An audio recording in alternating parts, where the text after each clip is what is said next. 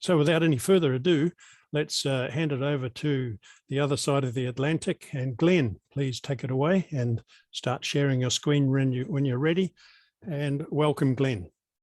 Thank you very much. I'm going to stop my video just for bandwidth. And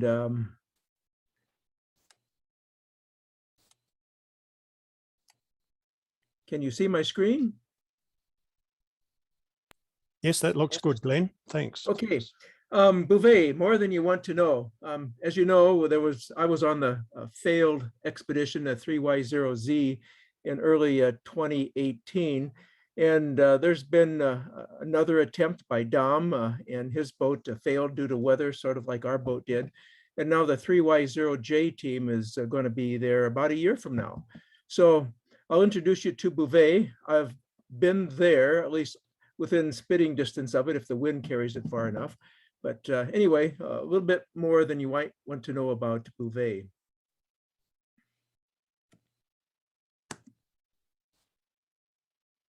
And there we go.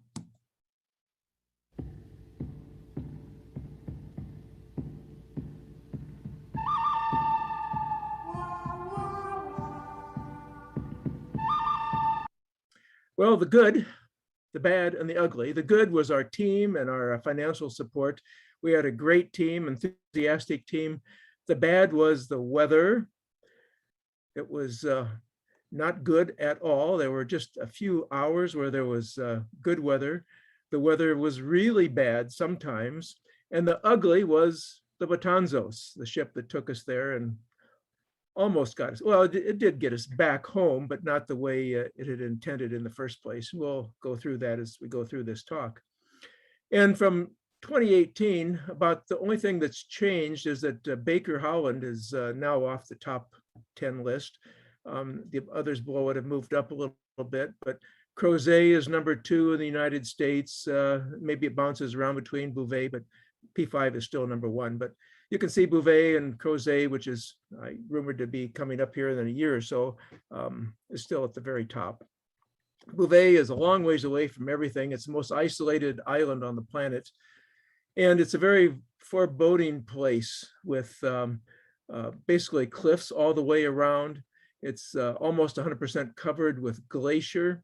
It's an extinct volcano. And if you look at this map and get oriented, Antarctica is at the bottom, and the Southern Ocean, or Antarctica, is almost entirely encircled with cyclones, or hurricanes as they're called in the Northern Hemisphere. But these cyclones move from west to east, just continually circling Antarctica. And that's why the weather is so bad. And Bouvet typically has 300 storms a year. And again, it's mostly from the west, and 2/3 of the time, the wind is gale force or greater, 2/3 of the time. So it's a very windy place. And this is an example. It looks like a calm day if you look at that upper right picture. There's not too much for waves, but because of the wind in the area, the swells are always high. And so you can see the trouble they're having just landing and departing Bouvet on a calm day when the swells are coming in.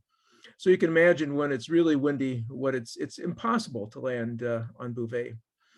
And is helicopter the only safe landing? Well, those who have been there several times say that the chances of a safe landing on Bouvet are about 50-50 with helicopter or with Zodiac. They're about equally the same, your chances.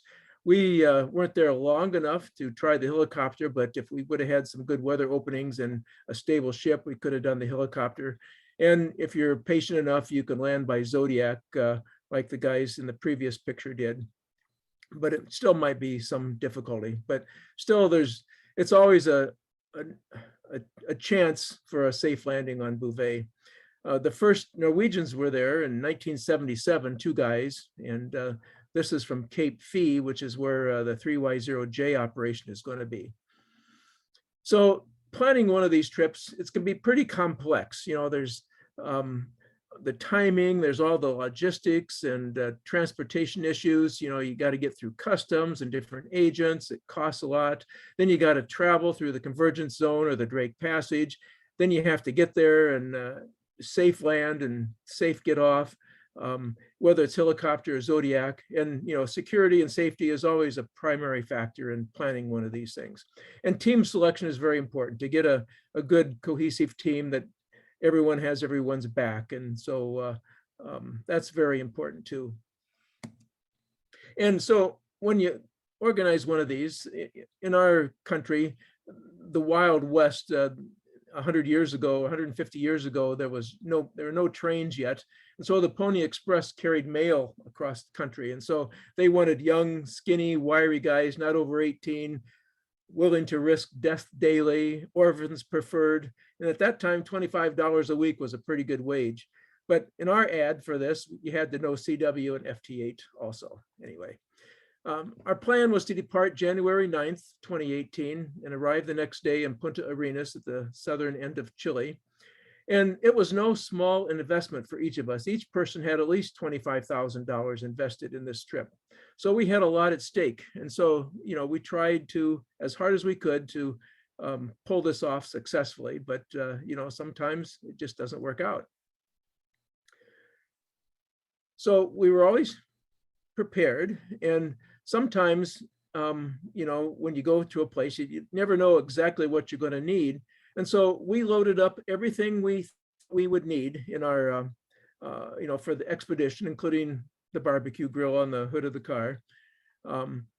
But, you know, when you have everything, what happens if you need plan B? You know, what happens when you run out of something essential? You know, well, we had contingency plans for contingency plans. And so we were really prepared for anything, we thought. So we were prepared.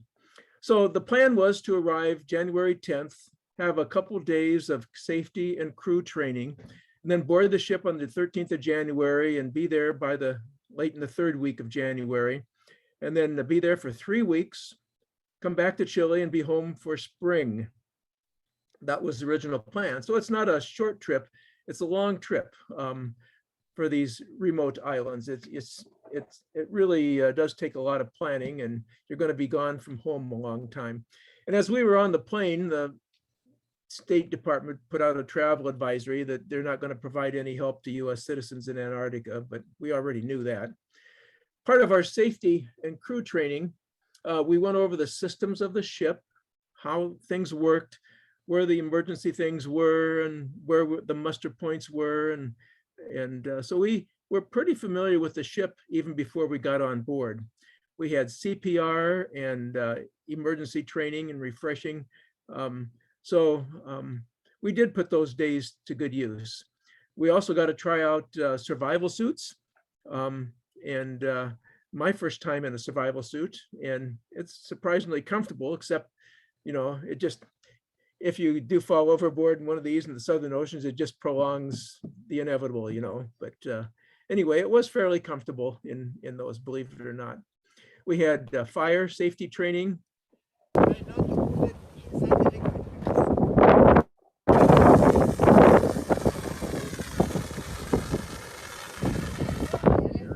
And we got to play with a fire hose. I've never done that before, but that was fascinating for me. I didn't realize how much pressure and why it takes 2 people to hold a fire hose. But anyway, we were prepared. We got to try respirators in case there was smoke. So anyway, January 13th came, the day we were supposed to set sail, and they weren't quite ready. And every day for the next 8 or 9 days, they said, we're not quite ready.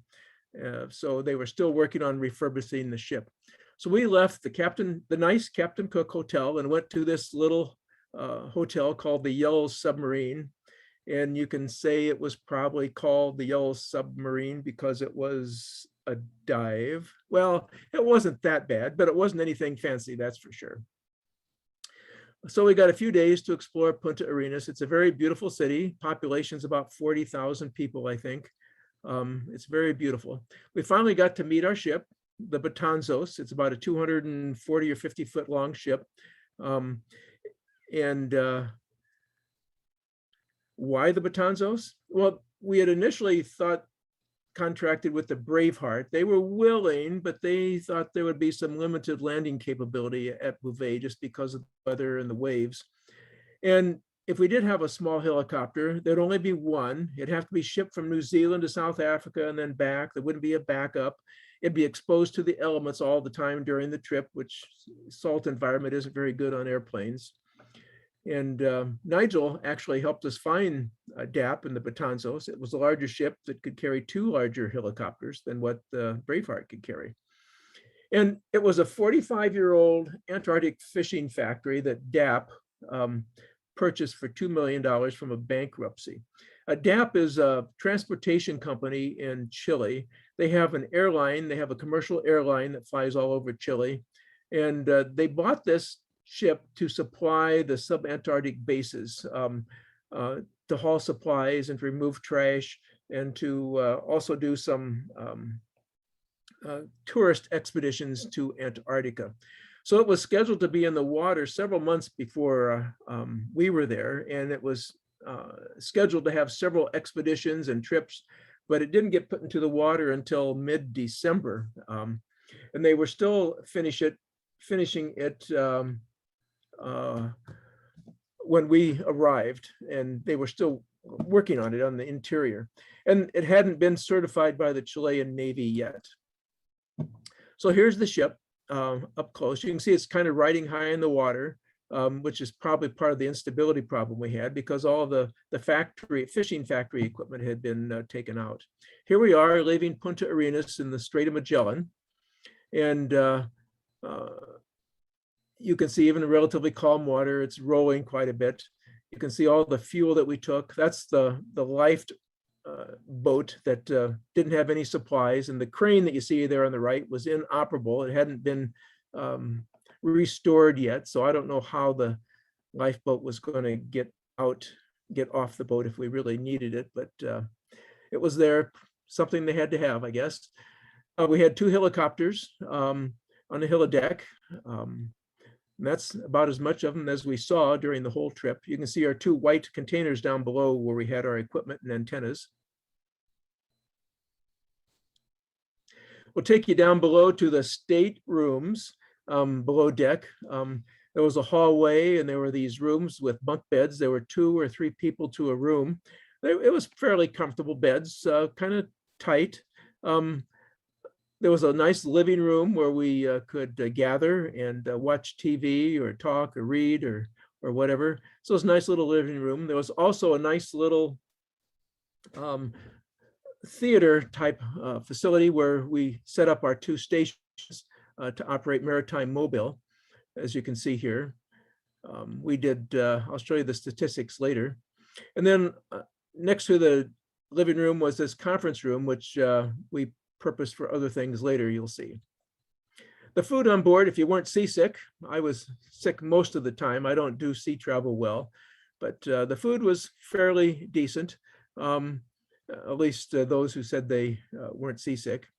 And we were crowded into a little table. We had to eat in 2 shifts. It wasn't big enough for all of us. We finally set sail about 8 or 9 days after we were supposed to.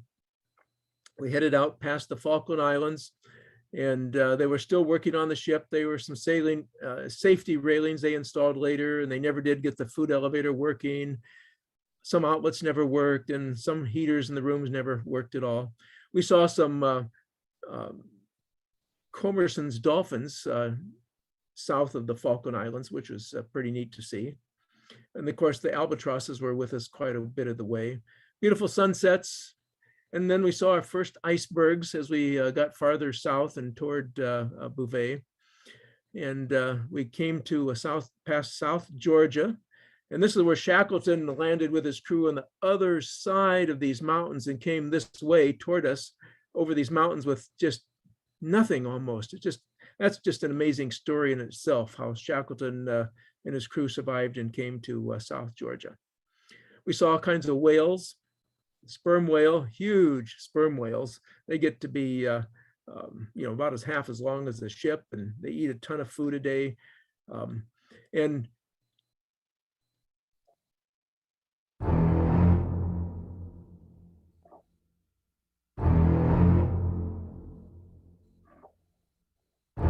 And fortunately, there wasn't one that big. But anyway, this is the factory area of the ship that was, you can see, is pretty empty. And we had our antennas, our 160-meter antenna, and our shelters there. In fact, there was enough room that we practiced putting the shelter together for those on the team who hadn't seen these shelters put together. And you can see the outhouse that had been on Peter 1 many years ago, and that was going to be our outhouse on Bouvet. And, you know, they had 2 helicopters to take our stuff to shore, but they didn't have any slings or nets to carry anything. So they actually built these nets while we were underway. So that's how prepared or unprepared they were. And on the weather charts, when you see these isolines coming together closely, you know, that's going to mean bad weather. And, you know, with icebergs around, had to depend on radar. And several times the radar was down for a few hours at a time. But this sequence of pictures is taken at the same iceberg, just, you know, seconds apart. Here's one picture, and then the water gets taller and then even taller, and the iceberg disappears. So the surf can be up from time to time. And you can see how we rolled back and forth. And there was an inclinometer, and, you know, it was very common to go from 25 degrees to 25 degrees or even 30. One guy said he saw it almost peg the meter a couple of times, but when it was that bad, I was still in bed and I didn't have a camera to take a picture. But you know, we rocked and rolled a lot in that ship because it was riding fairly high in the water. And those portals down below, that's where our staterooms are.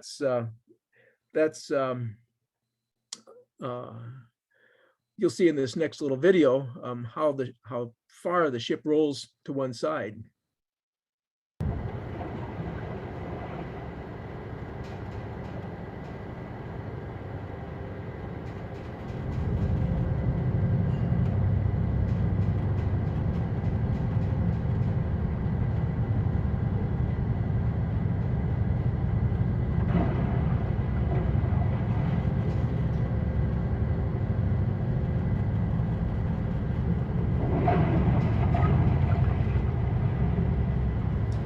So, you know, there were some storms. We slowed up for those, and you can see we changed course to avoid icebergs.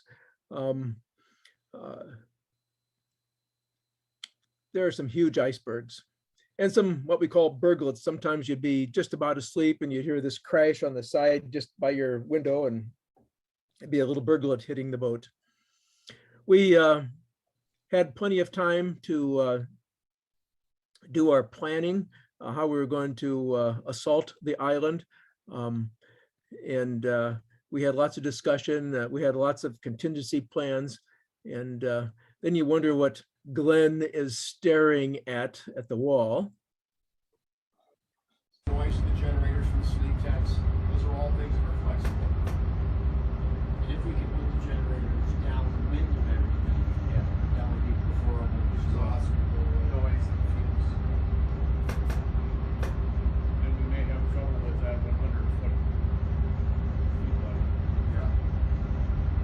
So anyway, you can see we're rocking and rolling. And I have quite a bit of helicopter time under my belt. And one of the worst things that can happen with a helicopter is called dynamic rollover. And if you tilt to one side too much, this little blue vector, horizontal vector, increases rapidly and pulls the helicopter over to the side. And the only way to recover from that is to go up, you know, just to pull up the collective and get up. This is a short video of what happens when dynamic rollover occurs.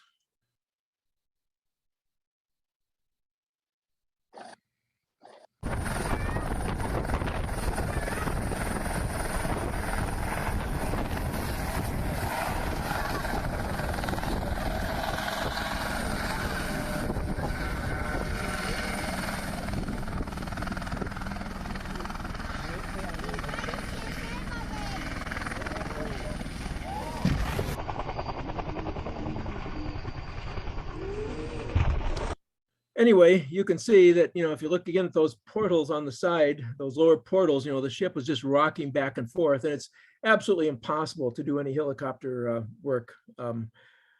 even, even with relatively calm seas, there's still the swells that cause the ship to roll back and forth. This is a video from the North Sea that kind of shows what can happen when the ship rocks back and forth.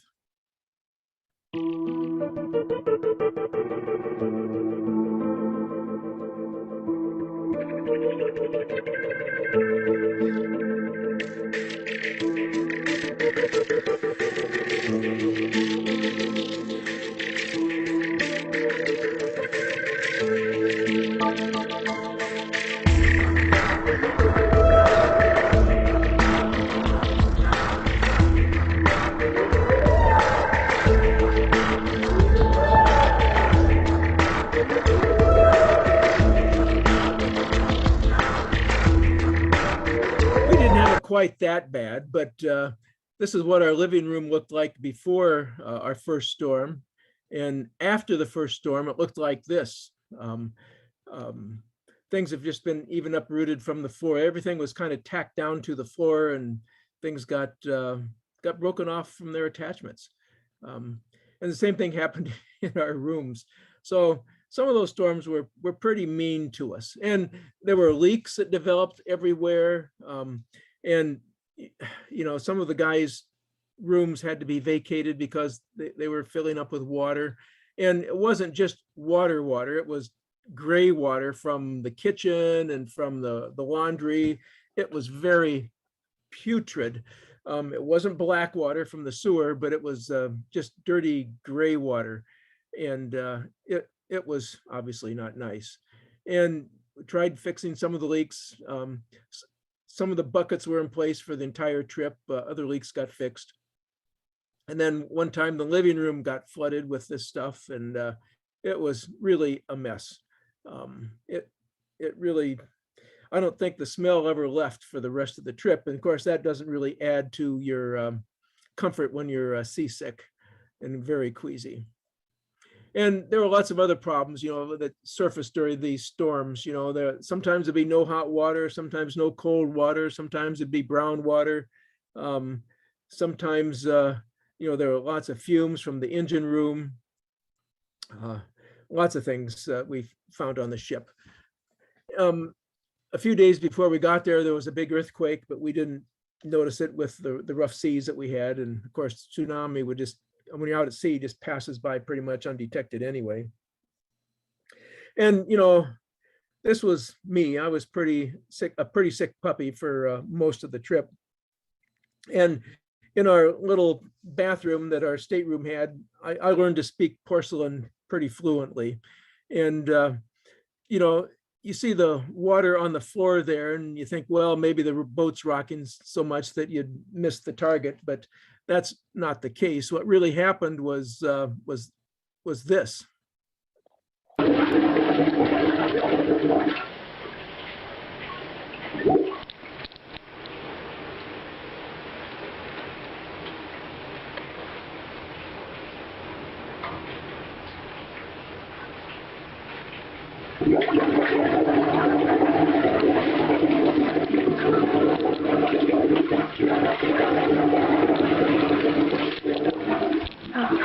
So you can see that,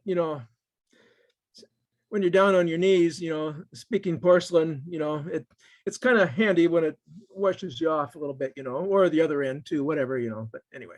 So you can see that the conference room got multitasked. We put mattresses in there and slept in there and moved our baggage to the rooms that were wet, into this room to dry out. But it was kind of miserable. We arrived late in the afternoon on January 31st, and the winds were 80 miles an hour, pretty steady. And we never did see, but we talked to the Norwegian weather station on the marine radio. And they said at that time there were 40 and 50-foot breakers coming ashore on the west side. And this is what the radar looked like when we got there. You can see Bouvet and all the little icebergs that are all around us.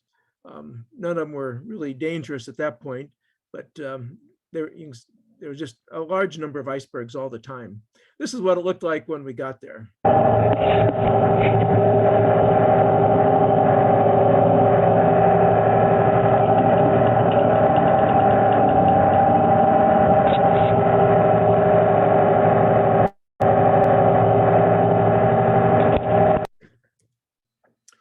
And what you see here on the left is Cape Fee. That's where the 3Y0J guys are going to land. They're going to land on this little beach right here and then operate from this little shelf right here. That's their plan anyway. That's Cape Fee. And you can see the weather. Sometimes the sun can be shining, and then just a few minutes later, it's just zero visibility and blowing rain and snow, or mixture of. It's a beautiful island when it's clear. Wouldn't want to be under that waterfall with blocks of ice falling off. This little saddle is where Mark 014WW was going to spend 3 or 4 months operating. His plans never came through, but that's where he was going to operate, from that little saddle right there. And this is the downwind side, the leeward side of the island, and the wind predominantly comes from the west. This is the east side, and the mountain acts like an airfoil. The wind actually picks up speed and comes right down to the ocean, right up at the shore. So even right up close on the leeward side, there's very strong wind.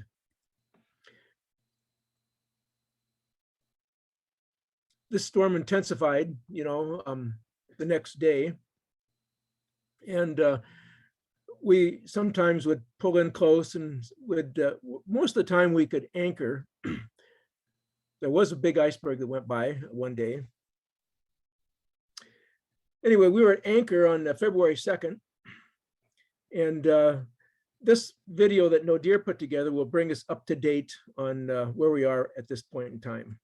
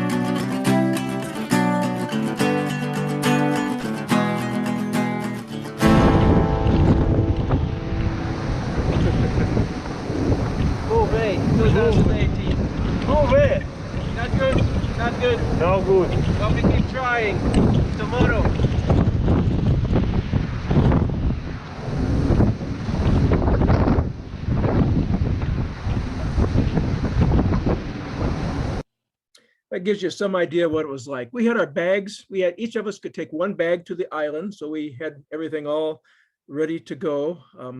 So we were always ready. Day 2, there was a 2-hour flying window that was missed. It was pretty calm. We could have gotten a dozen flights in and got some basic infrastructure on the island and maybe had 2 or 3 stations on the air. But it didn't last long. It was pretty gloomy by the end of day 2.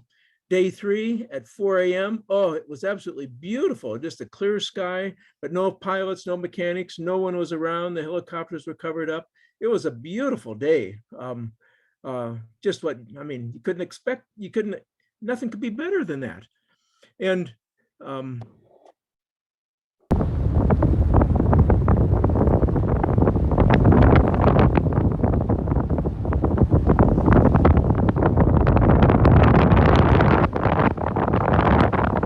can see the swells weren't bad. I mean, we were ready to go, and it just didn't happen. At 6 a.m., it was still clear. You know, a couple hours later, the weather is improving.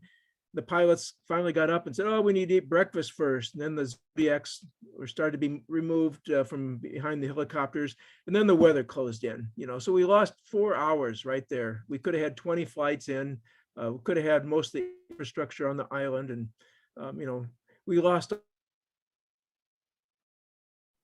any good days. There's only windows, and so we needed to have a talk with the pilots. So we went over our plans with the pilots, and they listened to us, and you can see how enthusiastic they look. And they said, "But we need 24 hours of clear weather. The crew needs to have breakfast before flights. There's blue ice on the island," whatever that means. "Got to have less than 5 degrees rolling of the ship. You guys have a lot of stuff, and the gear needs to be moved from the holds. We need a new plan, et cetera, et cetera." So Bob and Jim here are thinking, yep, you know, it's, they're not with us on the team. But, you know, we were going to camp right in the middle of that picture, you know, nice flat area. That was our plan. That was our goal. But then the clouds rolled in, you know, the winds picked up. And of course, then the swell started, and the helicopter limitations were exceeded, and it really blew for the next several days. And finally, 2 anchors wouldn't even hold our position. And in another day or 2, the winds were predicted, you can see there, to be 75, 80 miles an hour. So, you know, we were under power because at about midnight on day 3, because the anchors wouldn't hold. And I was awake reading, and I thought I smelled smoke. And it rapidly increased, and I woke everybody up, and there was something that was not right. And there was no smoke alarm that went off. There was a fire alarm in the hallway. I pulled it, but nothing happened. And one of the guys had a marine radio, and he called the bridge, and there was a little language barrier there, but finally they realized that there was something wrong, and there was a fire in the engine room. And we all got outside at our muster point. Hal here, you wonder what he's looking at. Well, right below us is this fire, and above it is all this fuel and stuff like that. So what's going to happen to us? I mean, you know, it wasn't pleasant. And of course, the lifeboat wasn't ready. The crane didn't work. You know, what was going to happen? And yeah, it was an engine fire. If you look at the engine here, there's a coupling between the engine and the transmission, and that coupling failed. So it really wasn't a fire, but it just, it did get so hot, it did burn, and there was a lot of smoke. And so we drifted around for a while with all the power shut down. And this is what we found later on the smoke detector. Some of that water from that first storm had gotten into it, and of course immobilized it. And, you know, with storms predicted for the next 4 days, and even with a single engine, we couldn't really hold our position too well. And what if icebergs, we couldn't get out of the way of icebergs? If we ran aground, if there was another failure, you know, what if somebody was on the island? You know, could we even get them off? Would that be possible? And so the captain declared that the mission would be aborted.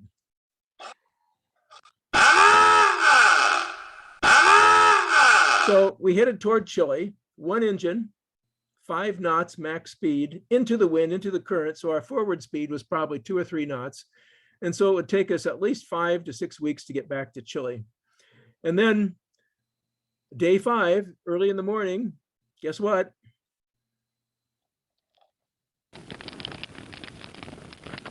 Another fire, another engine fire. The other coupling failed on the remaining engine. So we were adrift for a few hours, and they just happened to have an old coupling that hadn't been taken off yet in the hurry to refurbish the ship. And so they took several hours to put that back in place. And the captain says, okay, we're going to go real easy with this, and we're going to head to Cape Town downwind and with the current, trying to avoid the ice fields. So you can see there where we changed course to South Africa. So what else could go wrong? Well, one thing that didn't happen was, fortunately, the CO2 didn't go off. There wasn't, I guess, it either wasn't working or it didn't detect enough flame or something. But if that would have gone off, I probably wouldn't be here to tell you this story, because there was really no barrier between the engine room and the staterooms that we were in. So we had a lot of engine, a lot of fumes from the engine area. So Cape Town was 1,900 miles away, one engine going 2 or 3 knots, but we had a little bit of a tailwind and tail current. So what else could go wrong? Well, somebody on Facebook said, what's going on now? Well, it was probably because we took time out for aerobics, rowing back. No, that's not true. But what happened was the engine manifold failed. That was cooling the engine. And little did I know, but that was the second time that it happened on that engine, that they'd put that spare coupling on. Anyway, there were still icebergs around at the time, and we were adrift literally with these icebergs around. And we finally got going and headed north toward Cape Town. We did see a nice green flash at one sunset. That was amazing. First one I've ever seen in my life. And to keep busy, we tried to soak things up and clean things up and do our laundry. The dryers weren't working. It was a pretty long trip back to South Africa, really, really slow. So we did take some group pictures and with our flags and everything. And it seemed like time stood still. We didn't really have any internet either to entertain us. We just had our Inmarsat phones and sat phones, and we called our family back home to help get reservations to fly home. And we did play some radio. We had a vertical and a dipole antenna. And again, we had these 2 stations set up. And the bands weren't the hottest at times, but we did make about 10,000 Qs. 3/4 of them were CW and about 1/4 were FT8, a couple sideband Qs in there. And the only reason I'm smiling here is because I can see Cape Town and the seas were calmer. So finally, the end was in sight. And if you listen carefully to the bugle from this ship, you'll see our greeting at Cape Town.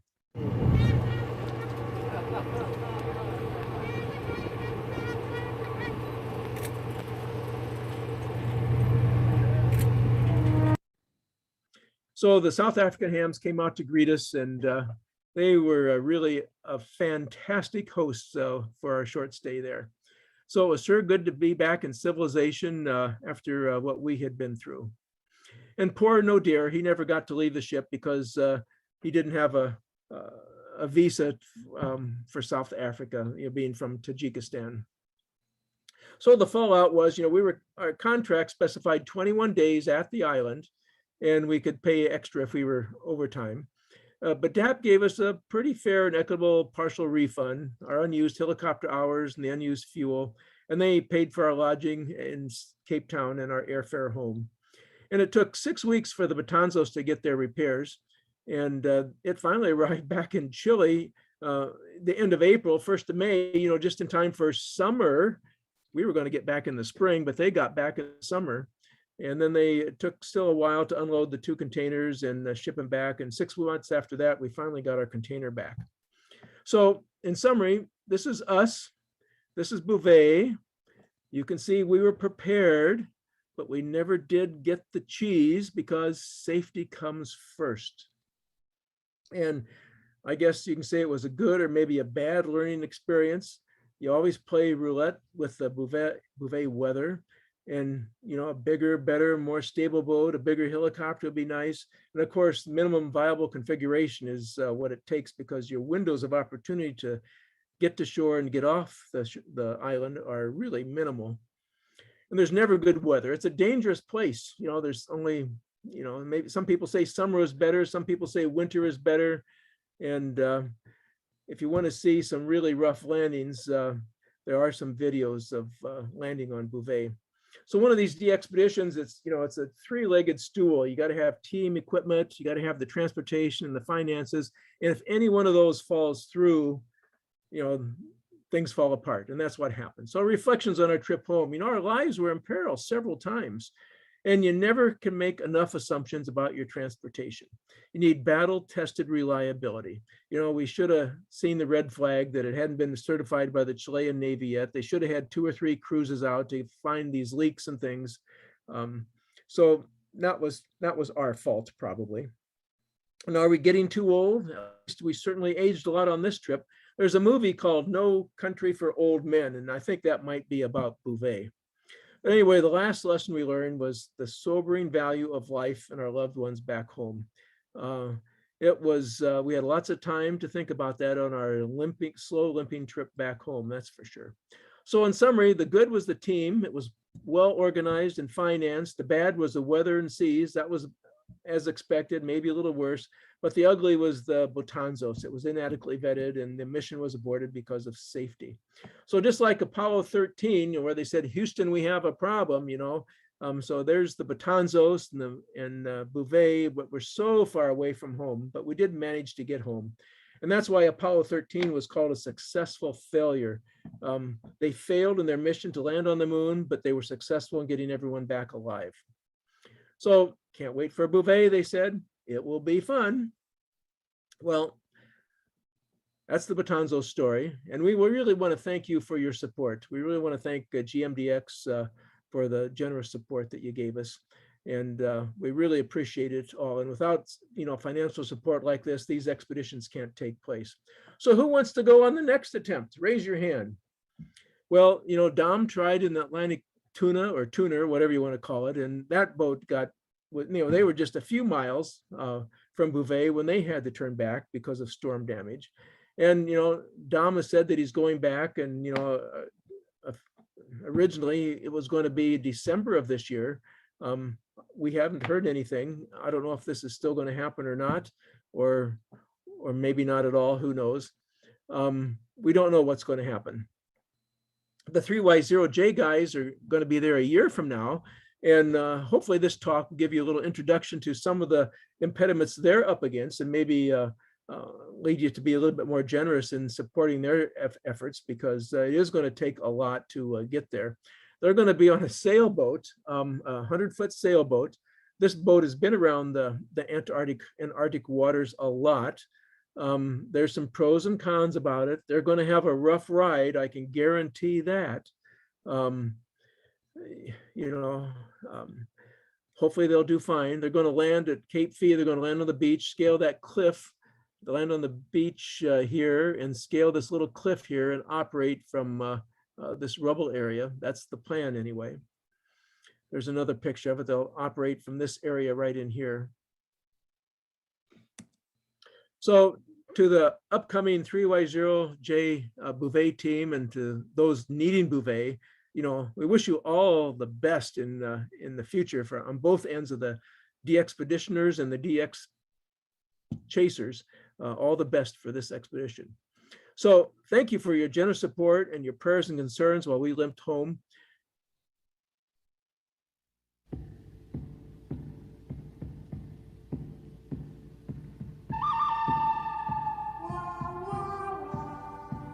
So that's the story of Bouvet. Any questions? Oh, before we get into questions, let me just play this little video, then I'll get off and start my video. So if we were probably on the wrong side of the island. Okay, guys, here's the deal. We finally landed on Bouvet, and I came around on the other side. We were on the wrong side of the island, And if you come around on this side, it's so much nicer. And we need to talk to the folks at DAP and tell them, shit, we're coming in on the wrong side of the island. And so here we are, and we finally arrived here. And I think this will be a good place to put our 160 meter station over here. What do you think? There's a bar right over here. Guys, we did not realize that there was actually a bar on this island where they serve drinks. And so we need to maybe set up one of our camps over here. So George, I don't know what the hell you were thinking, but you had it all wrong as far as our logistics and our layout and our camp setup. Ralph, I'm really disappointed you didn't research this a little closer. But this is a great access point here. You can do a beach landing here. We've proven that today. You can come in and do a beach landing. We've got boats out here actually waiting. I see dogs.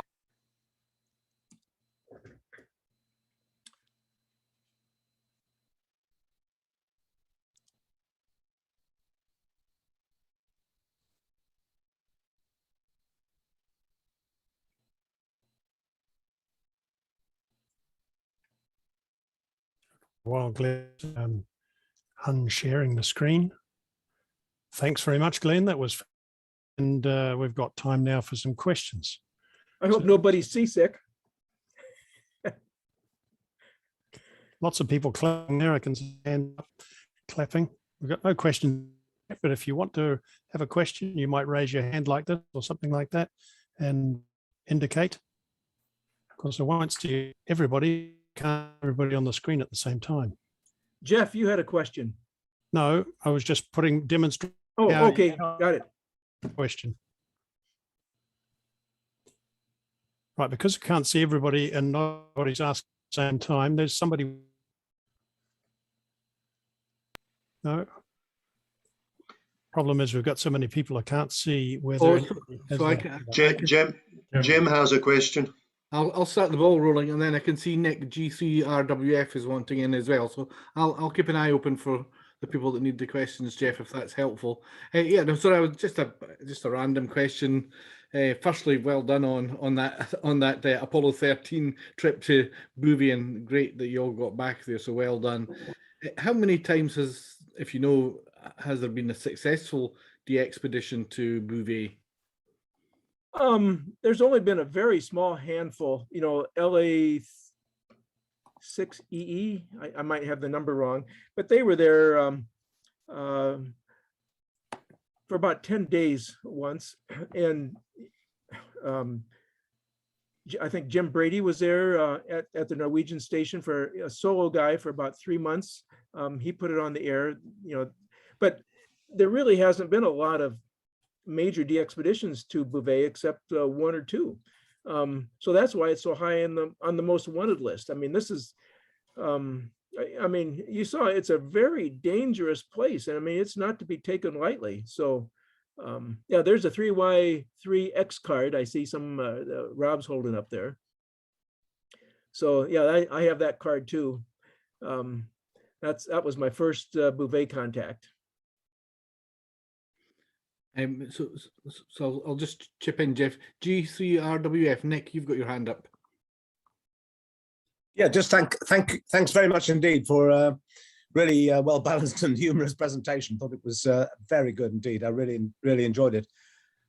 I mean, the problem seems to be finding a ship that's up to the job and without Braveheart. Have you any thoughts on what future groups might do, because you clearly seem to do plenty of the due diligence process as far as I could tell.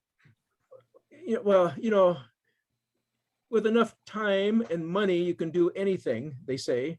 The South Africa has a ship called the Agulhas II, which is maybe twice or more than twice the size of the Betanzos, and they usually contract out to the Norwegians to take the crew to the weather station, and they have a big helicopter. It's a big stable ship, but two things. Number one, they just will not even entertain any ham groups, and if they did, the cost makes your eyes water. I mean, it's not even conceivable, for us hobbyists, to finance something like that.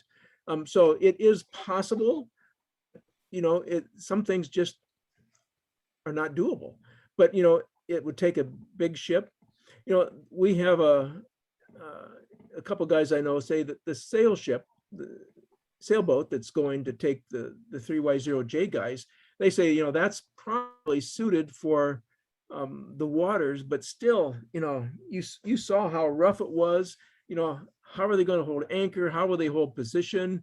And they have a plan to do 2 Zodiacs simultaneously, and one Zodiac will be out at sea with a long tether rope to pull the landing Zodiac back out to sea.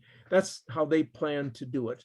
Plus, they have several contingency plans on how to scale the cliff and do their logistics, get everything up. And they're actually going to do a dry run with several types of things in Norway this winter. So they're going to try and reproduce the conditions on Bouvet this winter and give it a trial run with the entire team. So I wish them well and success. And they have a little younger team than we have for average age. And I just pray and hope that they'll do fine and come home safely. But as you saw, it's a dangerous place.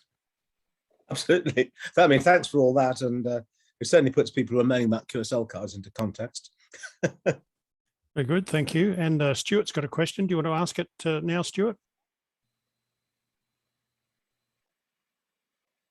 Yeah, I've discovered that I can unmute. Yes, I wondered, looking at those helicopters, looking at the heli decks and looking at the weather, I very much doubt if the flight envelope was ever achievable, even on a fairly calm day. I can't quite understand why, with 2 heli decks split and a crane that didn't work, how you were ever going to be able to operate the helicopters.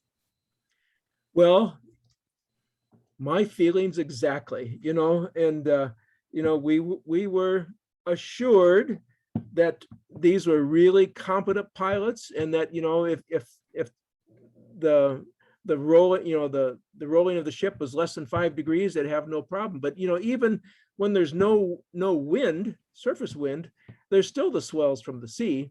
So I mean, I think it would have been marginal. And then what if they would have been flying and then come back and they're 6 or 7 degrees swells? What are they going to do? Yeah, you're right.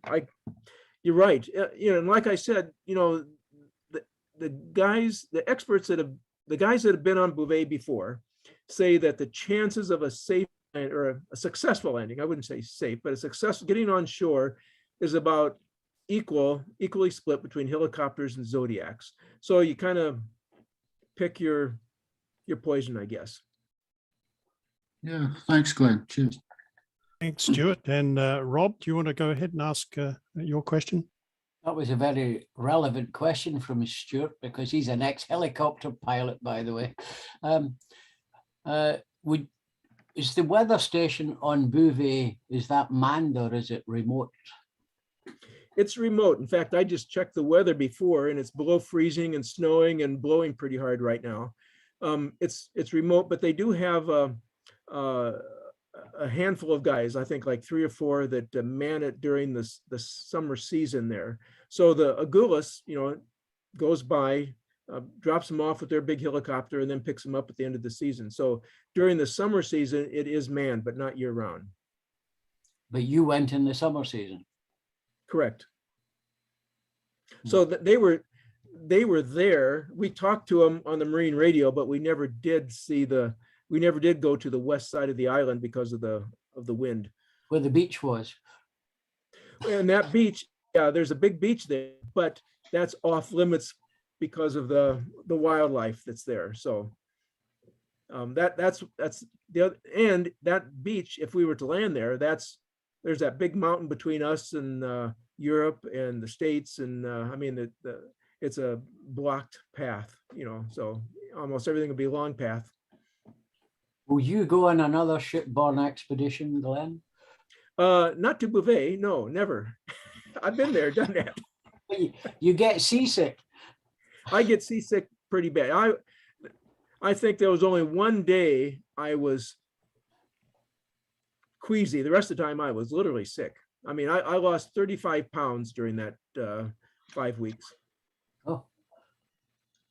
Thank you. Someone else with their hand up. Ian, Yeah, Glenn, your background is out of focus, but it looks to me like you've got 5 SDA 100 controllers. And if I'm right, I'm intrigued as to what on earth you've got on the other end. you mean back behind me here? But that's SDA controllers, is it not? Yes. He's got lots of antennas. I mean, five stepper antennas is really something. Well, it helps, you know, we don't call it the zero call area for nothing. It's the zero propagation area. So we need everything we can get.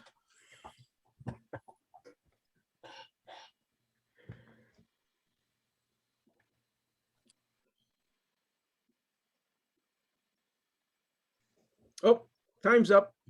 Time for the next talk. Again, thank you very much for this opportunity, and thank you very much for your support and for everything that you've supported us in the past on trips. So I'm looking forward to, we are both looking forward to attending another GMDX meeting in person sometime when we can do this. So Thank you. We can't wait. And we'd love to have you back again. But in the meantime, thanks very much for such a fantastic presentation. Glenn, really enjoyed that. I'm sure everybody did. They're all clapping. I can see in the screens here now. Keith with their presentation. Thank you very much, Jeff. Good evening, everyone, and thanks for tuning in. Our presentation is not at all as dynamic as Glenn's, and kind of puts any issues that we suffered into perspective. You know, we had a very easy time. There's a few moans, but nothing at all compared to that. I can just imagine the fear when you smelt smoke and you're 1,500 miles from everywhere. Terrible.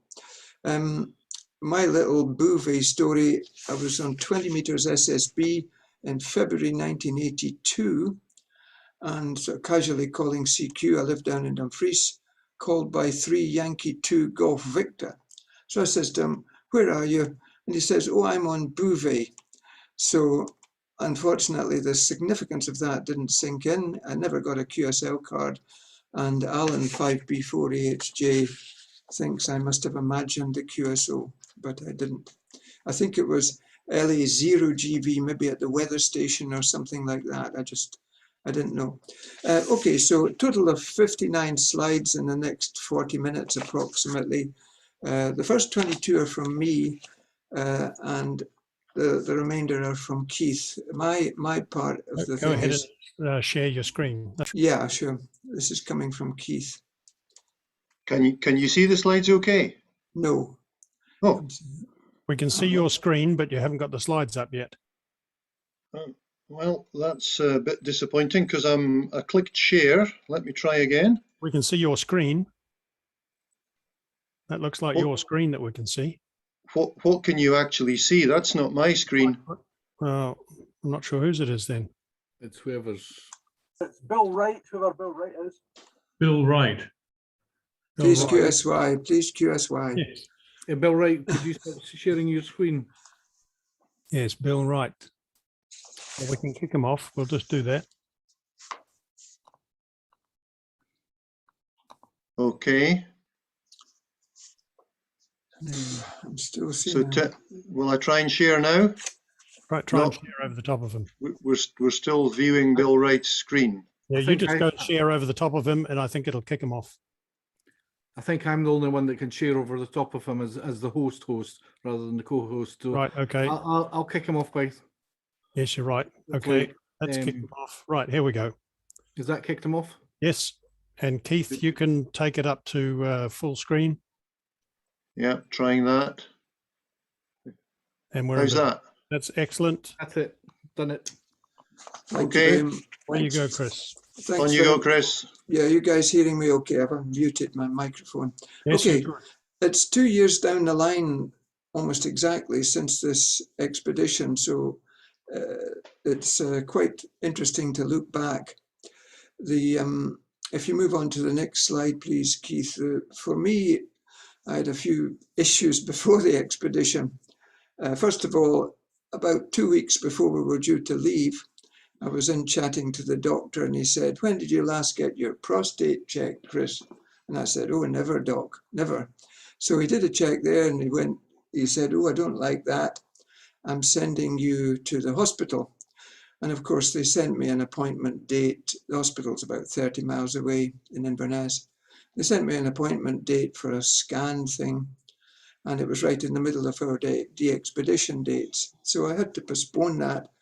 And I know some of you have had similar troubles or similar scares. So I spent the whole of VK9CZ 2019 fretting slightly that I might have something wrong with me. When we got home, I went to the hospital. I got this letter saying, "Please come for a digital examination." And I'm thinking, wow, I wonder what kind of digital device this is, until the truth sank in. There we go. But anyway, I got the all clear, I'm glad to say, but it did prey on my thoughts all throughout the 2 weeks, or the nearly 3 weeks if we include the traveling. Second thing, I was scammed. I pride myself at not being scammed, being really internet savvy. But about 2 months after I happened to glance at my bank's credit card statement, and I saw this Australian visa from Barcelona. And I thought, oh no, because Australian visa is free. The 2 times before I'd applied, I hadn't clicked on a give credit card number, complete stupidity. Apparently it's completely legal. This company in Barcelona are facilitating your Australian visa for the princely sum of £45.31, waste of money. Right, next slide, please, Keith. Is he awake? Yeah, he's awake. He's trying. There you go. Thank you. Okay, we've been to this island 3 times now. Firstly in 2013, then again in 2017 and 2019. My first ever de-expedition, a solo effort, was in 2009, where I went to Niue. We were living in New Zealand at the time, so it was only a short flight, about 2.5 hours, 3 hours up into the Pacific. And it was my first proper de-expedition, and I absolutely loved it. Raging pile up as soon as I pressed the key.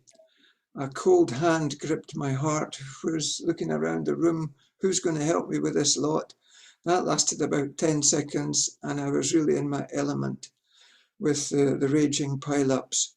A well-known IARU official who has a G3 call said to me at the convention, "Chris, your pile-up seemed to be out of control." So I said, rubbish, it just was a high entropy pile-up, and that's the way to do it. Complete, just work anyone that comes near. So this is a very low island, and you can see the other expeditions. 2014, Keith and I used separate call signs from Tonga. Arguably that was the peak of Cycle 24, around about April 2014, excellent conditions. The cycle that we're on, all the graphs seem to think it's going to peak round about 2025, cycle 25, solar cycle. And certainly we had very good propagation on these other expeditions. 2019, sadly, not so good, and Keith's probably going to talk about this in a little while. Next slide, please, Keith. Just to remind you where it is, we almost flew over the top of the island on our way to Australia. It's actually an Oscar Charlie IOTA reference, but it's in what I would call the Indian Ocean, what most people call the Indian Ocean. It's got a lagoon, the island, the West Island that you can see there. There's the runway, and the hotel was right beside the runway. Keith will give you some more accurate slides about that later on. Quite a lot of the local population live on Home Island, and there's a ferry goes 2 or 3 times a day across the lagoon. Very interesting, very noisy location, audio noise. Now, hang on a minute. Let's not compare that to the noise of the sea around Bouvet, which was positively frightening. This is just a constant rumble of the surf that you really you notice. You can sleep through it, but it's really quite noticeable, the rumbling of the surf. On a previous expedition, we had traveled down to the south of the island, just a distance of maybe 5 miles less, and total silence, quite remarkable change. There's a secret, inverted commas, Australian communication station down at the bottom, the south of West Island, hardly secret, with 200-foot towers. And of course, strategically, the Cocos Cocos Islands are very, very important to Australia, as is Christmas Island. They're very strategic. Next slide, please, Keith. Okay, this is a typical bunch of stuff. We took a total of 7 23-kilogram containers, 2 ski bags full of 2 18-meter poles, 3 12-meter poles, 3 or 4, all sorts of stuff for our antennas, 2 pelican cases, and very few clothes. These suitcases on the right-hand side are full of equipment. Next slide, please, Keith. For me, it was a very long journey, 123 miles in the car, driving from 29 miles north of Inverness, down A9 across the dangerous road to Keith's QTH, then into the airport, circuitous route, Aberdeen to Heathrow, Heathrow to Singapore. Couldn't get suitable bookings Singapore to Perth, or they don't fly that route, so we had to go Singapore to Sydney, fly right across Australia, east to west, Sydney to Perth. Brown land all the way. Bushfires, wildfires, looking out the plane as the plane took off from Sydney. We were very aware of Sydney itself had a sort of misty look or a smoky look. That's the tremendous bushfires that we passed over. Then Perth up to Christmas Island, XCH, on a smaller plane, and then the final hop to Cocos in the same plane. You're on Christmas Island for about an hour and a half, something like that, and quite a few of the passengers get off the plane and quite a few get on.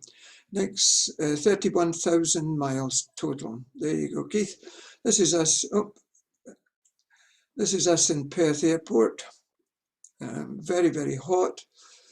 Got fed up pushing these bags around. As you can imagine, the ski bags are 1.6 meters long. You're struggling to go through barriers and banging against people, and people are staring at you thinking, why are these idiots going skiing in the Pacific? But it works quite well, the system. We've got it down to a fine art, or we have a very detailed inventory of everything. We use virtually the same antennas, and we know what we're going to. Keith will come back to that in his talk. Next slide, please. Here's great help from, some of you might know Rod from Glasgow, GM4AWB. He, very successful businessman in his life. He was the technical director of QMAC, who make the HF90 Manpack mobile. That's Rod on the left. He was a wonderful help. He took us to and from our hotel in Perth City. He took us to the airport. He generally looked after us, and we hurtled through Perth with 2 ski bags or equipment on the roof of his car. Rod has traveled the whole world. He's dealt with some very dodgy regimes. He was welcomed by them because he was selling them some radios, Iran, Iraq, Afghanistan, you name it. And when he was younger, Rod traveled the Silk Road. I don't think you could do that nowadays, but he's had a very interesting life, and he's very fluent in many Middle Eastern languages.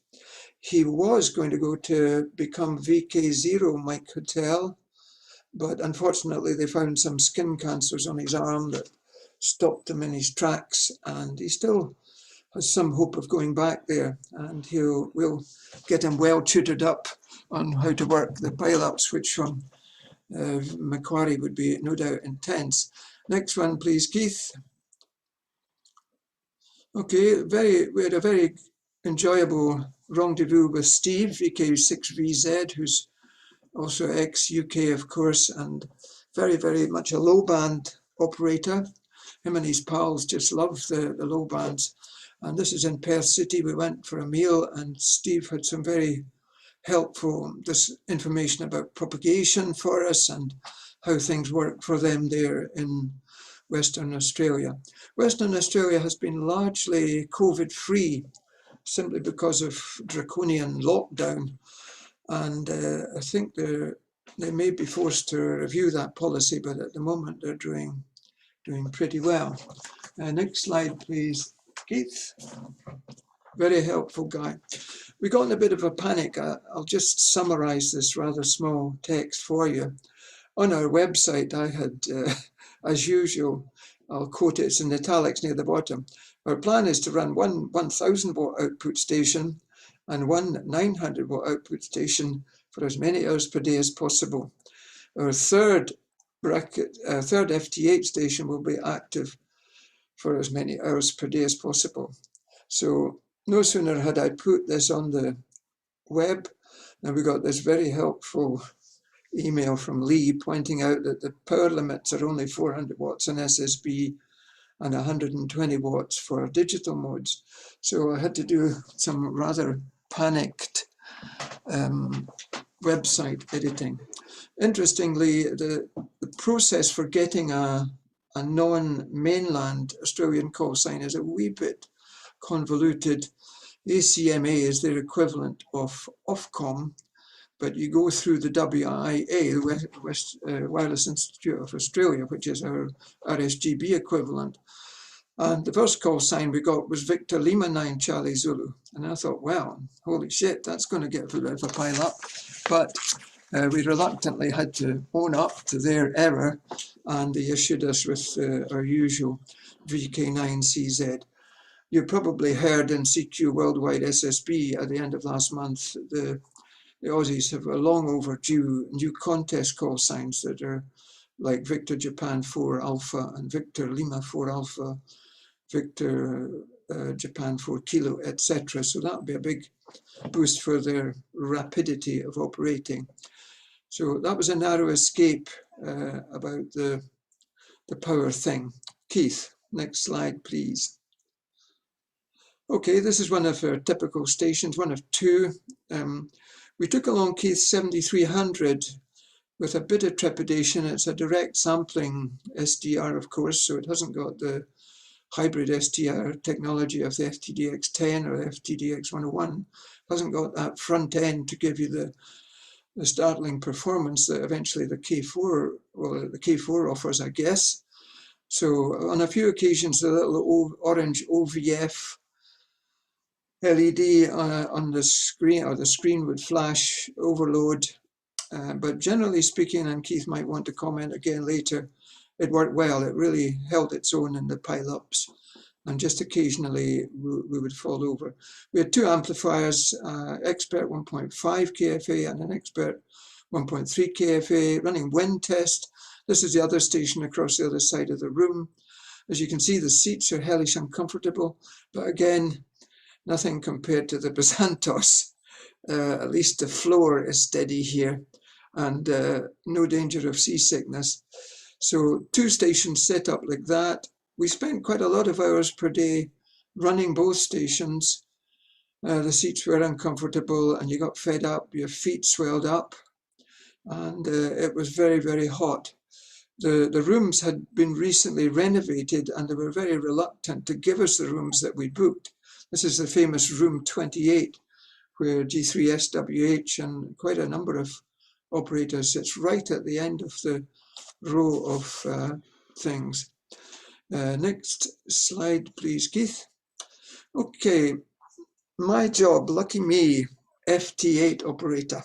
Now, this is the first time in about 6 or 7 expeditions that we'd decided we had to use FT8 with only 2 ops. It's really quite tough.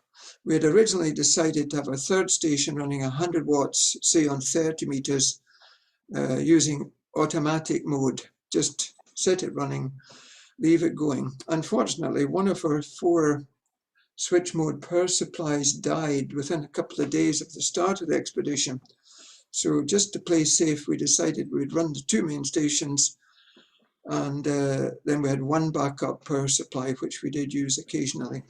As you know, there are 3 main software packages nowadays: WSJT-X, WSJT-Z, which is a clone by SQ9FVE, which offers you automatic calling and automatic answering. I love it, it's wonderful. MSHV by LZ2HV has the expedition mode, where again it automatically answers, I think it's up to 5 stations. We tried that, and I'll just show you in a minute or two some bugs with it. We didn't use GMDX at all, which I think is moderately popular nowadays. I don't know what I'd done to deserve being the FT8 or FT4 operator, but we'll see. Next slide, please, Keith. Okay, this is a typical situation from a rare DX location using FT8 in 2019.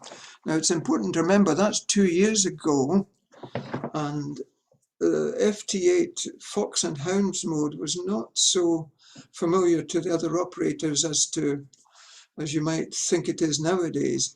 Also, the software wasn't so good. It was really not very good at all. WSJT-X really struggled. So you would call CQ, you would get 10 replies that you could see on the screen, and then the software would not go back to any of these replies. So you can see that to work W7FI and CN87 square took 10 whole minutes. At the same time, we tried, if you look somewhere, you'll see near the top, N slots 1. So initially we were just 1 slot. We tried the multi-slot mode for Fox and Hounds, very bad idea, which we persevered with a few days until it really sunk in that it was such a bad idea, because of course you're reducing your effective radiated power, you're splitting your transmit power between 2 or 3 audio channels, so to speak, and unless you're running 1500 watts to a Yagi, it's not really the greatest idea, because you're just making it more difficult, effectively slowing things down. But this is on 160 meters, so it's maybe not such a surprise it took 10 minutes to complete the QSO. Next slide, please, Keith. You'll see some statistics later, by the way, about the FT8. One day I had a brilliant idea. We were usually having our evening meal separately. You know, you sit there and you're guzzling your meat and chips. You could get most Western things where we were staying. So I thought, I'll work these Japanese stations. We were transmitting on 1836.5. And at that time, we were listening to the Japanese in a very narrow window. I think it was 1906. So this is a simulation. This is not a real screen grab. So we started off, the situation was like at the bottom, normal wideband. We went for supper, and when I came back, the poor Japanese stations were all crammed in at the top right-hand side, all above about 2.1 kilohertz. And this turned out to be a bug in MSHV, which caused me some amusement, that every time it went to transmit, it was shifting the VFO of the K3 via the CAT control by about 50 hertz, something of that order. So the poor old Japs were getting squeezed more and more and more and more into one corner, poor souls. Anyway, I took pity on them and went back to the right 1.8, well, listening on the correct frequency rather, working split. Next slide, please, Keith. Now, by the way, I'd practiced FT8 because I'm basically a CW op with SSB and then FT8. I had practiced FT8 at GB19CS, the cricket marathon during the summer months of 2019, which gave ideal practice for split, frequency, automatic mode, all that stuff. So I felt we had reasonable experience of FT8 for our first expedition. I thought Rob would like to see his QSO there. Took only 3 minutes in amongst all the Italians calling, and you're trying to go back. Overall, I must say I found FT8 quite a tough experience. One thing we found with Fox and Hounds, with the unfamiliarity of the operators worldwide, they kept calling below 1000 hertz. So I was forever on the DX cluster saying call above 1000, call above 1000, and they didn't seem to get the message. I think in 2021, any DXpedition probably wouldn't have that problem. We did consider just using straight FT8, and that would probably have been a better idea. One day I went accidentally onto FT4, worked a whole bunch of stations without realizing I was on FT4. So that shows how much attention I was paying. Next slide, please, Keith. Timing's a big issue when you're out in the middle of the Pacific. Next slide, please, Keith. This is a GPS. These are GPS devices.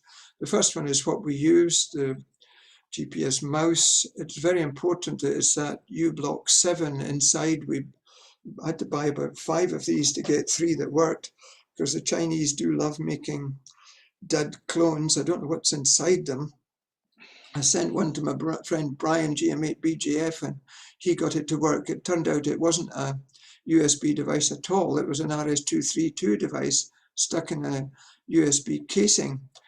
And of course, the Chinese have a third sat-nav system called BD, and watch out, don't buy any of these devices.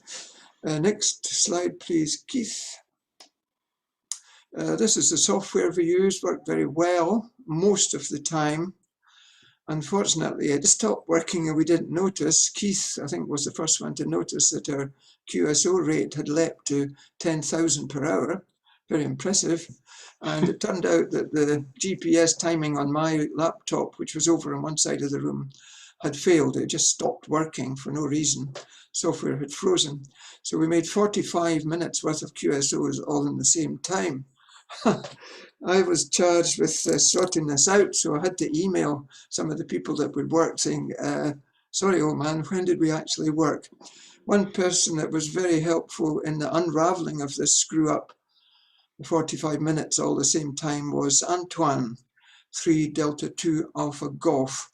And of course, we were very sad. He was very friendly and helpful to us via email. And of course, it was so sad when his son drowned on his own DXpedition in January 2020. We had some pirates on FT8 right at the start of the expedition, and that kind of threw us off a wee bit with the mode. Next slide, please, Keith. Okay, this is a typical GM3WJ enthusiasm for FT8. You can see the 2 little GPS mice up on the picture frame on the wall, giving us good averaging, maybe about 6 satellites at that part of in the world. You can see the station there. That's the FT8 station. You can see me on my mobile Samsung phone talking to Pippa and Carrie, the family, by WhatsApp, which was a big improvement. Previous expeditions to the same location have meant we had to have Wi-Fi extenders out the window, made it really tough. Keith wasn't impressed by my using the phone, but what else can you do when your PC is making the QSOs for you? We found that on FT8 or FT4, we could only run the expert amp at about 500 watts output. Anything more than that, and it would just get dangerously hot, and we didn't have a spare amplifier. Next slide, please, Keith. Receive antennas. This is a holiday complex, so each year it becomes more difficult. There's more LED lights, solar panels. We got room 28 because it's as far as possible away from the other guests. We're quite antisocial. We took all this stuff with us two loops, a K9AY, which is ground dependent, and the FO0 AAA. Both of these, the K9 of course is a diamond shape, or that's not quite correct, a rhombic shape, and the FO0 AAA is a triangle, apparently supposedly not dependent on good ground conductivity. We took ferrite transformers. We took a W7IUV preamp and the really excellent OK2ZI preamps, which use modern devices. Unfortunately, OK2ZI doesn't seem to make the wee PC boards anymore, but if anybody wants a really hot preamp, I would recommend OK2ZI. I made up two little front-end protector switches because we didn't want to fry the front end of the K3 or the ICOM 7300. We took a whole bunch of thin Teflon coax, really thin stuff, because your preamp is providing 20 dB of gain, DC cables, everything completely useless, utterly waste of time, effort, and nothing really worked to reduce the noise. Next slide, please, Keith. This is pretty much my last slide. We took part in an expedition, in a contest, a little UK EICC contest. It only lasts an hour, and the poor UK operators must have got a bit of a surprise when they were called on CW by VK9CZ. It so happened that it was the Wednesday, I think just before CQ Worldwide CW, which was one of our main reasons for going to Cocos at that time of year, late November. And also active was Olaf G0CKV at 3 Bravo 8 Mike. I think they did better than us. Not difficult doing better than 0 points from 8 QSOs, that's for sure. There was a bit of complaint about our penalty system, and since I'm involved in the organization of these one-hour events, I had to complain to myself. Well done, Alan, GM4Z UK, on topping the field in that particular contest. One or two pet hates. I know Keith hates this as well. Undisclosed remote operation. You would be in a band and suddenly a YU station would call you when there were no other Europeans, and you would ask him, "Are you remote?" And there'd be a sort of sheepish delay, and he would concede that. The rooms, the cost of the rooms, they quoted as a price, and the final cost was double, which was a bit of a pain in the neck and made you think really probably not going back there, certainly not going to Bouvet. But don't get me wrong, it's wonderful being on an expedition. If any of you here on this Zoom get the opportunity to go, even if it's anywhere in Europe, take the opportunity. It's just wonderful. Right, I'll answer questions after Keith's slides. I'm just watching the time. I think we're okay for time. So I'll mute my microphone and thank you for listening to my part. Yeah, okay. Can folks hear me all right? Yes, you're good. Go ahead. Okay, thanks, Jeff. So thanks, Chris, and thanks for staying with us. And I'll just add my admiration and thank you to Glenn for his presentation. It really puts our efforts into serious perspective. So, as Chris said, you know, why go back for a third time to this place? Partly this was driven by it being something of a bit of a short-term decision to go. That's usually my fault, and so going for a known quantity, at least we thought it was a known quantity, was a more sensible approach. We thought it is a fabulous location, and we know that it's capable of some brilliant propagation, as we had experienced in our previous trips. And in 2017, we did CQ Worldwide SSB as part of the trip, and we really fancied having a go at CQ Worldwide CW. So all in all, that was basically the reason why we went there, and we'll cover one or two of those points again. We've seen this map already as to where we were. We were on the West Island. I hope you can see my pointer okay. And this long strip here is where an enormous military runway is, and you know, takes up almost half of the West Island. This is where the secret listening station was, and actually in 2017 we got a visit from some guys from the listening station, just kind of checking up on what we were doing. I guess they'd heard our signals on some frequency or other, hopefully a frequency we were supposed to be on. So we're right next to the runway, and this is the what is optimistically called the Cocos Beach Resort, where we were based. And the famous room 28 is this room right up on the end here. They actually tried to put us down here on this trip, as they did on our very first trip, but we managed to negotiate getting the end room for the stations, and we slept down here somewhere. So this is the area that we have to kind of work with a bit closer up. This is room 28 just here, and this basically is, well, not quite there actually. This is the area that we've got to work with for our antennas, and that is more or less the distribution of the antennas that we had, determined of course by trying to keep potentially interfering antennas well apart, so we could run two stations at the same time. We were obviously thinking partly about the contest as well. So 160 down here, 180 away, 80 meters away up here, as far apart as possible. The 80-meter antenna was the last one to go up because we had to speak to the people that were in this rental accommodation here. We'd had a lot of hassle in 2017 from one person in particular who was staying in this around a couple of bits of wire that happened to stray across what she regarded as her beachfront.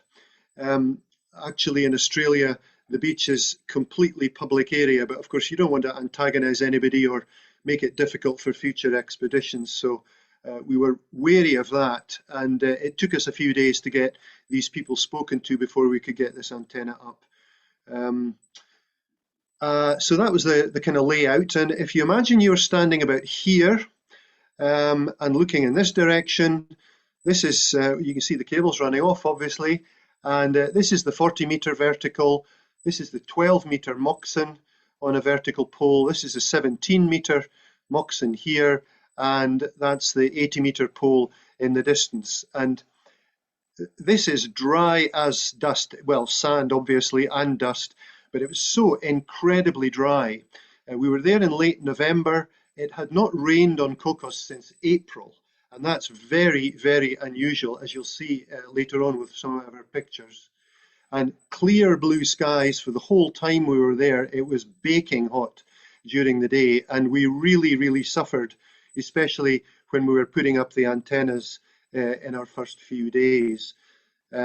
This is slightly moving slightly around. This is the 20-meter Moxon, and these two properties, this is the rental property I was talking about, and this property here has been all done up in the last couple of years, and huge amounts of noise coming from these solar panels and other stuff going on in these places.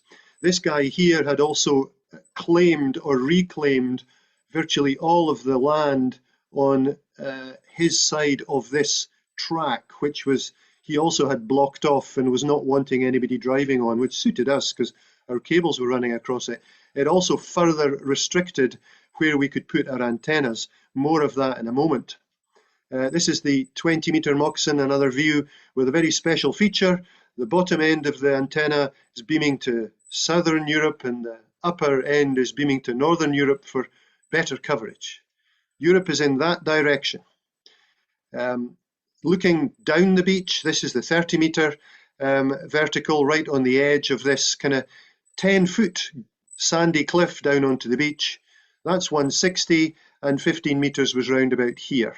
This was a second 40-meter antenna that we put up for the contest. One morning, I went on to 30 meters just after getting up, and SWR was sky high, not going well. I looked outside and I couldn't see the antenna.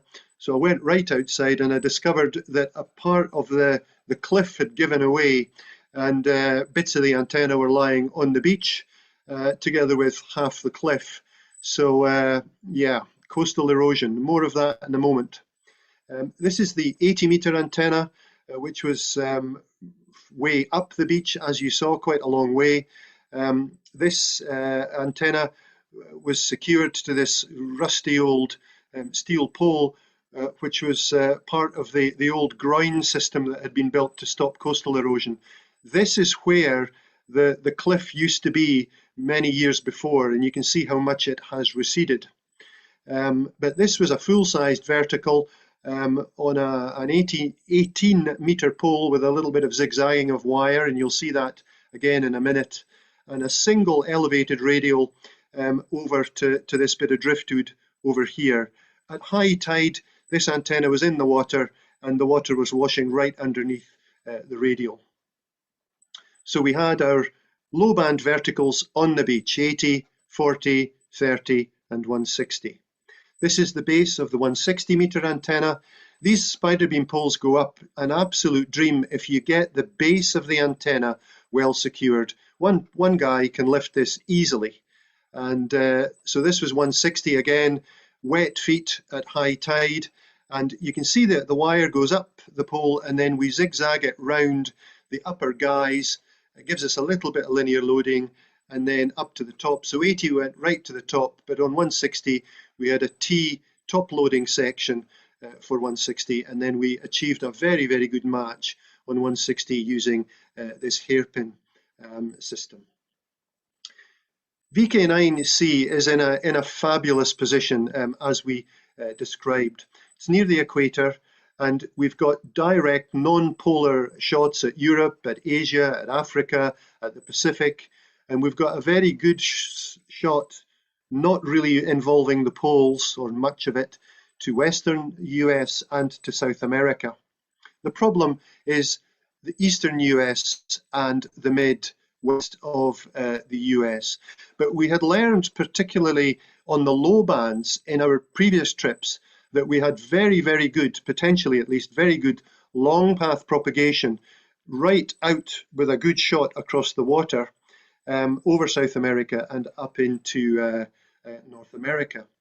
We also expected propagation on the high bands not to be all that great, and we knew that demand in North America on the low bands was very, very high indeed for VK9 Charlie.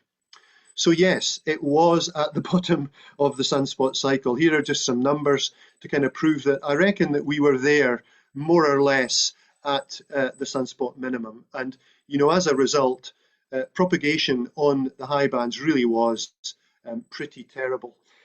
I'd have to say that, you know, overall, the QSO numbers in total, and this is including CQ Worldwide, where we made about half of these QSOs, our QSO totals were pretty disappointing for 2 and a bit weeks on the island. This is, well, significantly less than half the QSOs that we have made from Cocos on certainly our first trip, and almost half what we made on our last trip even. And when we were in Tonga in 2014, we made almost 3 times this number of QSOs. And you can see that we made a lot of QSOs during the contest, CQ Worldwide CW, and outside of the contest. You know, it was actually quite a struggle sometimes. You began to wonder what was going on. And very often, until we spotted ourselves on the cluster, nobody was calling. It's a bit depressing, but nobody tunes around, I have to say. And you know, it shouldn't be a struggle when you're in a place like this, but it was. You can also see at the beginning, not many QSOs because we were outside trying to put up antennas Tuesday, Wednesday, Thursday, and it was Friday before we got the 80-meter antenna up. And you know, the rest of the time we were outside for a fair amount. Although I have to say that during the day, it was very, very noticeable on this trip that the high bands were just useless. really, really closed down. So we had a bit of a dead zone in the middle of the day, something that we've not noticed before from this location. So I mentioned already about the long path possibility from Cocos to the southwest, over the Indian Ocean, over South America and into North America. About an hour before sunrise, there was very little happening on 160 except a little bit into Europe, but very little into North America, certainly on 160. But just about our sunrise, things changed. Again, not much on 160 on this path, but 80 meters really, really came into its own, and we had fabulous long path 80 meter propagation around about this time. And then just after we were in daylight, we had terrific openings some days long path on 40 meters into South Caribbean and into North America, really, really booming signals. And sometimes this also persisted into 30 meters, although that was a bit of a lottery day on day.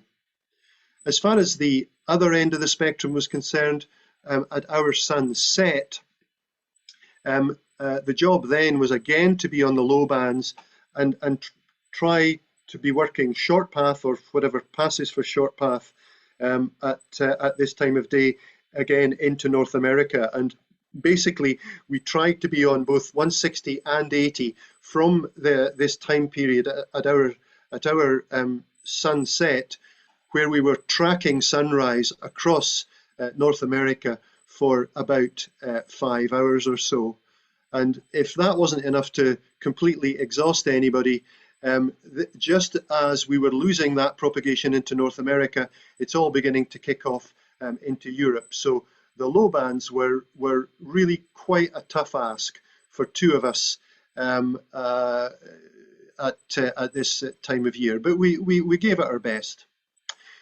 Mentioned already, CQ Worldwide CW, we had a great time. It was quite a struggle. Some of the time we were utterly exhausted at the start of the contest, and we were completely cream crackered at the end of it. But we had a good time, great pile-ups and some interesting propagation, and even managed 1 or 2 QSOs on 10 meters. Couple of final things I'd just like to observe. Over the time that we've been going there, we have really noticed physical changes to the coastline. It is gradually getting nibbled away. All the trees are disappearing. Some of these trees have actually been cut down in an attempt to prevent them ripping up the coastline, but that's been a very controversial move. But you can see just outside where we had our antennas, this bit of the coast is getting nibbled away slowly but surely. Here are some pictures from 2013, and more or less looking at the same bit of the beach, totally different, with much less land between the roadway and the beach. And the same in the other direction, although that looks like a decent strip of very brownish grass compared to the lush green when we were soaked in rain on our other trips. I can tell you it's a significantly less bit of territory that we have to work with. So it's a great shame, but it really is happening. The islands are getting washed away. And finally, we had great internet access this time, but it meant, yes, we could access the cluster, but it also meant that we could read the cluster. And I'm not sure, to be honest, if that's helpful. It's probably a bit of a distraction. It's certainly quite demoralizing sometimes, and it's pretty annoying on occasions. You can't please all the punters all of the time, that is for sure. We're always working the wrong area, which is, of course, a statement meaning they're not actually working the area that the complainer is in. You know, you're told off for working too many Japs, but then you're asked, when are you going to work the Japanese? The Europeans are always moaning because we're working somewhere else. And yes, we did concentrate on North America, and yes, we did concentrate on the low bands. But then, of course, we would get complaints, why no USA QSOs? We were always on the wrong mode. I've got a couple of complaints here about FT8, but I can tell you this is the tip of the iceberg. The FT8 crowd were the biggest moaners by a million miles when it came to complaints on the cluster. Of course, there were the anti-FT8 comments with which we probably had quite a lot of sympathy, and one or two of these, yes, I would agree in using human modes. We were never ever on the right band, and yes, we did kind of neglect some of the high bands for sure that probably were open, particularly 20 meters, and it did appear to make Tom very upset that we were not in 20 meters, but I think we did eventually manage to work him. But yet, despite our presence on 80 meters, we were being asked, why are we not there? But also, why are we there too much? And I promise you, we were not on 6 meters and we never had SSTV equipment. Sometimes it was just damned annoying being accused of having the lousiest expedition of the year, being asked to change operator, although I would like to point out that my amplifier didn't work on 17 meters. It's also very annoying about being described as being lazy and only QRV for 1 hour. Why the silence? Where is the other station? Well, there's only 2 of us and sometimes we have to sleep. I can assure you that we were never chasing dollars. And I do remember this occasion when it was me, I was being accused of being too slow. And the reason, plain and simply, I was absolutely knackered. I'd been at it for hours and hours and hours. It was 3 in the morning local time, I think, and I could not read CW. Some comments a bit bizarre. Off to the beach. I don't get this one. I also got berated for not working mobile stations, actually on SSB. I won't tell you what that means. Echo Alpha 7 Papa Oscar clearly wanted us to log him without actually working him. I was a bit disappointed to see this one. And the very last comment on the cluster was, where did we go? And the answer was, the airport. Thank you very much for listening. Thanks very much to GMDX and to all our sponsors and to the guys, some of whom are online for this, at least they were at the beginning of the talk. I see they might still be there, who loaned us the equipment. Really, really appreciate it. And nice to have the GM QSOs and also QSOs with GMDX members. Thank you very much. Well, Keith and Chris, thanks very much. That was great. If you'd like to unshare the screen now, we can get some views of our audience. And we'll start off with Nick, who would like to ask a question. Is that unshared now? Not yet. I'm not entirely sure how to do that, Jeff. It's all right. Jim will fix it. Thank you, Hope Jim. you can hear me. Can you? Yes, go ahead, Yeah. Nick. No, I Jeff, just Jeff, just to sort say of thank you very kind much. of point, I'm gonna really. go. And I noticed your 20-meter vertical dipole array, you called the Moxon, was quite a long way away from the sea. I mean, how did that work out? Well, that's a good question, and it was there because we felt that we could not squeeze all the antennas into such a narrow space on that strip between the track and the sea. You also have to remember that the beach is basically looking southwest, and Europe is northwest. So the European shot, if you like, was up the beach, along parallel to the beach. And ideally, absolutely, we would have had all of the antennas closer to the water, but it just was not physically possible to maintain separation. And, you know, we were using bandpass filters, but there still was a bit of QRM, interstation QRM for sure. But, you know, it's a fair point. But we've always had one antenna there, either 20 or 10 meters. But I mean, did it work fairly well? Yes, I think it did. You know, I don't know how much. Well, we're not going to get much gain, are we, from a 2-element array? And I don't know how much rejection off the back there is. Probably not very much. We might have been just as well with simple verticals, to be perfectly honest with you, Nick. Okay. But psychologically, it's good to have a beam antenna, if you know what I mean. Yeah, great. Thanks to you both for a good talk. Thank you very much. Rob, go ahead. I just wondered, if you had any problems with the Italian amplifiers, because sometimes they seem to work and sometimes they don't. How did they get on in the expedition? Well, I mean, I'll answer a bit, and then Chris might want to comment. But the 1.5 worked perfectly well on every band except 17 meters. And there is a bug. It's a known bug on 17, and we could not get it to behave on 17 meters at all. And I'll be perfectly honest with you, I believe there's some kind of software upgrade that might fix it, Rob, but since I never use it on 17 here, I've never done anything about it. Chris, I don't know if you want to make any comment? Yeah, generally they worked well, Rob. Excuse me. I think the key thing we've known from every expedition is never to try and get 1500 watts out of a 1500 watt amplifier. 1,000 watts out from a 1500 watt amp means it will last you the 2 weeks or 3 weeks. And likewise, the Expert 1.3, we never pushed it beyond about 800 or 900 watts. Just one comment about FT8 on 160 meters across the USA that you saw on Keith's grey line map. It took me 6 hours to make 6 QSOs.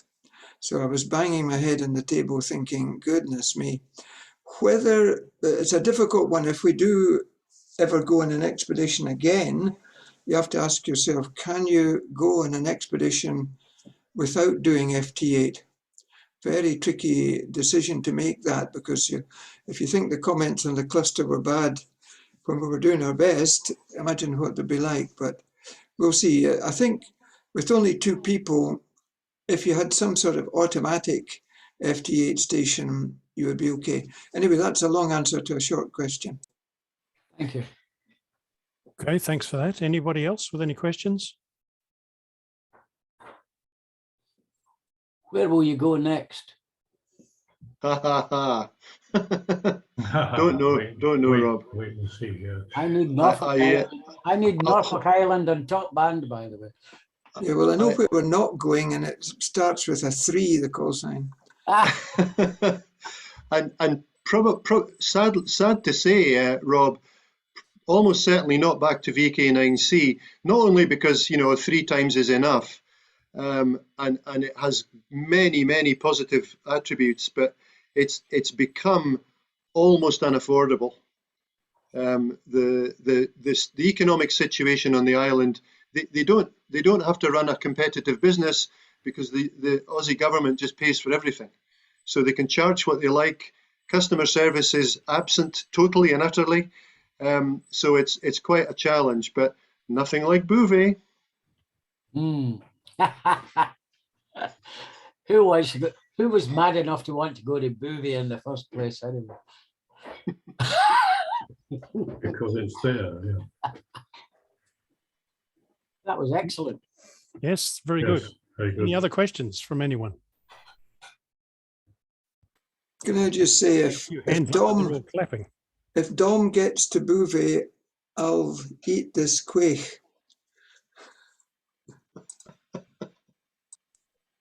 I think if he gets to Bouvet, you should fill it with whiskey and drink it.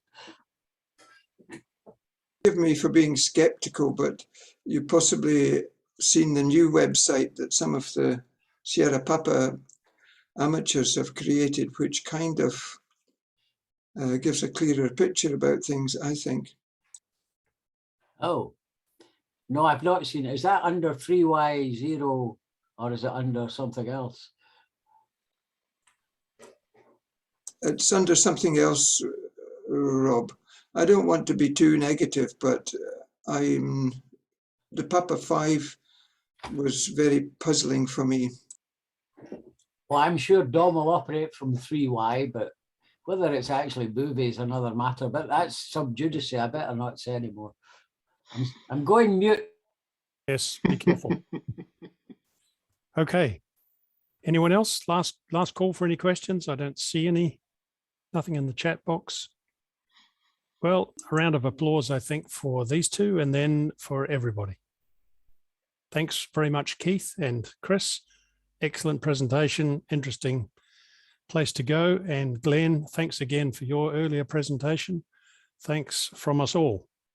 Greatly enjoyed. Well, thanks for asking. It was a pleasure and enjoyed it. Thank you very much.